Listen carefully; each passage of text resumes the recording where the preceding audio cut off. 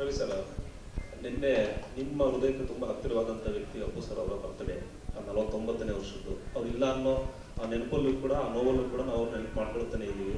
ನೀವಾಗಲೂ ಹೇಳ್ತಾ ಇರ್ತೀರಾ ಅಪ್ಪು ಅಪ್ಕೊಂಡ್ರೆ ಹಿರಿಯ ಹತ್ರ ಅಪ್ಕೊಳ್ತಾರೆ ಅಂತೇಳಿ. ಸೊ ನಿನ್ನೆ ಆ ಒಂದು ಅಪ್ಪುಗೆ ದಿನ, ಸ್ಫೂರ್ತಿ ದಿನ ನಿಮಗೆ ಏನೆಲ್ಲ ನೆನಪು ಮಾಡುತ್ತೆ ಸರ್? ಫಸ್ಟ್ ಆಫ್ ಆಲ್ ಇಲ್ಲ ಅಂತ ಅನ್ಕೊಳ್ಳೋದೇ ತಪ್ಪು. ನಾವು when N incident is finished ಅಲ್ಲ, ನಾವು ಒಳ್ಳೆ ವಿಷಯ ಮಾತಾಡಿಕೊಂಡು ಒಳ್ಳೆತನನ, ಅವರಲ್ಲಿರೋ ಒಳ್ಳೆತನ ಉಳಿಸ್ಕೊಂಡು ಹೋಗೋದೇ ಅಪ್ಪನ ಉಳಿಸೋದಕ್ಕೆ ಸಾಧ್ಯ ನಮ್ಮ ಕೈಲಿ.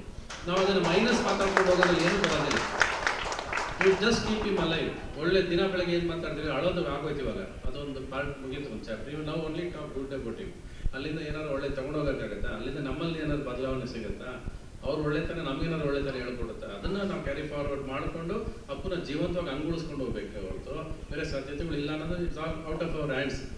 ಸೊ ನಾವು carry the smile of Appu, carry the hug of Appu, ಅಷ್ಟೇ ಹೇಳೋಕ್ಕೆ.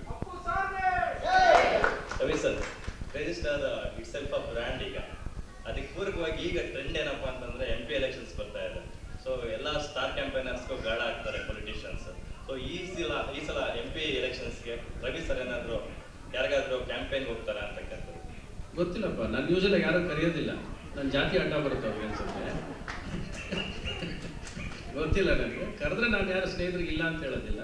ಆ ಥರ ಏನಾದ್ರು ಬಂದರೆ ಹೋಗ್ತೀನಿ, ನನಗೇನಿಲ್ಲ ಇವಾಗ. ಅದೆಲ್ಲ I don't have any restriction. But ನಾನು ಯಾವುದೋ ಪಾರ್ಟಿನ ಇಂಥ ಪಾರ್ಟಿಗೆ ಅಂತ ರಿಜಿಸ್ಟರ್ ನಾನು ಆಗೋದಿಲ್ಲ. I am every common man, common party ನಂದಂತೆಲ್ಲ. ವ್ಯಕ್ತಿಗತವಾಗಿ ಸ್ನೇಹಿತರು ಯಾರಾದ್ರೂ ಅಷ್ಟೇ ಅಷ್ಟೇ. ಆ ಥರ ಹೋಗೋ ಐಡಿಯಾ ಇರಲ್ಲ, ತುಂಬ ಕಡಿಮೆ. Necessity it depends on other things also. ಸರಿ ಸರ್, ಥ್ಯಾಂಕ್ ಯು. ಅಮ್ಮ